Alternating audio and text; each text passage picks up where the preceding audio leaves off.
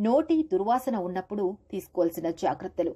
భోజనం చేసేటప్పుడు వెల్లుల్లిపాయ గుజ్జును ఒక ముద్ద అన్నంలో కలిపి తినాలి. పళ్ళు తోముకున్న తర్వాత ఒక ఉసిరికాయను తింటూ ఉండాలి. నోటి దుర్వాసన ఉన్నప్పుడు తీసుకోవాల్సిన జాగ్రత్తలు. భోజనం చేసేటప్పుడు వెల్లుల్లిపాయ గుజ్జును ఒక ముద్ద అన్నంలో కలిపి తినాలి. పళ్ళు తోముకున్న తర్వాత ఒక ఉసిరికాయను తింటూ ఉండాలి. నోటి దుర్వాసన ఉన్నప్పుడు తీసుకోవాల్సిన జాగ్రత్తలు. భోజనం చేసేటప్పుడు వెల్లుల్లిపాయ గుజ్జును ఒక ముద్ద అన్నంలో కలిపి తినాలి. పళ్ళు తోముకున్న తర్వాత ఒక ఉసిరికాయను తింటూ ఉండాలి.